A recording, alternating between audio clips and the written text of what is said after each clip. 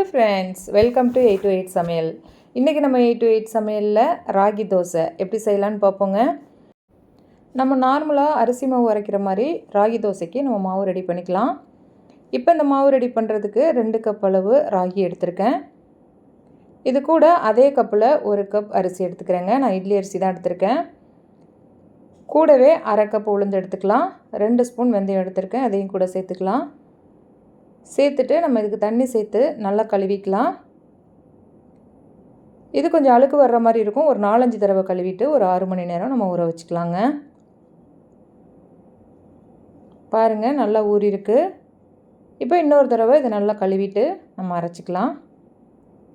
நான் இன்றைக்கி கிரைண்டரில் அரைக்க போகிறேங்க. நீங்கள் மிக்சியில் வேணாலும் அரைச்சிக்கலாம். நல்லா நைஸாக அரைச்சிக்கோங்க தோசை மாவு பதத்துக்கு. பாருங்கள், மாவு நான் அரைச்சிட்டு வந்துட்டேன். இப்போ இதுக்கு தேவையான அளவு உப்பு சேர்த்துட்டு நல்லா கை வச்சு கரைச்சிக்கோங்க. கையில் கரைக்கும் போது நல்லா சீக்கிரமாக புளிச்சிடுங்க மாவு. இப்போ இது ஓவர் நைட்டு புளிக்கட்டும். பாருங்கள், மாவு எந்த அளவுக்கு புளிச்சு வந்திருக்கு. நல்லா சூப்பராக பொங்கி வந்திருக்கு பாருங்கள்.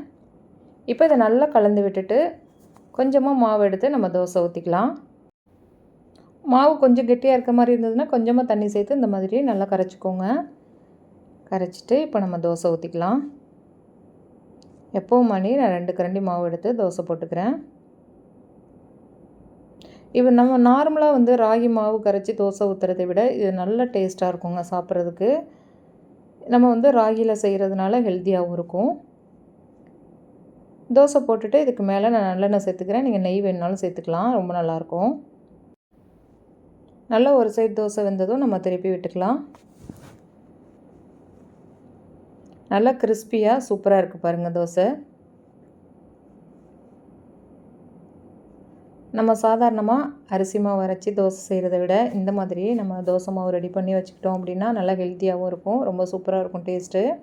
இது கூட சாம்பாரும் கார சட்னியும் வச்சு இன்றைக்கி நான் காலையில் ப்ரேக்ஃபாஸ்ட் சாப்பிட போகிறேன். நீங்களும் இந்த மாதிரி ட்ரை பண்ணி பாருங்கள். உங்களோட அனுபவத்தை எங்களோட கமெண்டில் ஷேர் பண்ணுங்கள். இந்த வீடியோ உங்களுக்கு பிடிச்சிருந்தா 8 to 8 சமையலுக்கு லைக் பண்ணுங்கள். உங்கள் உறவுகளுக்கும் நண்பர்களுக்கும் ஷேர் பண்ணுங்கள். மறக்காமல் நம்ம சேனலுக்கு சப்ஸ்கிரைப் பண்ணுங்கள். தேங்க்ஸ் ஃபார் வாட்சிங்.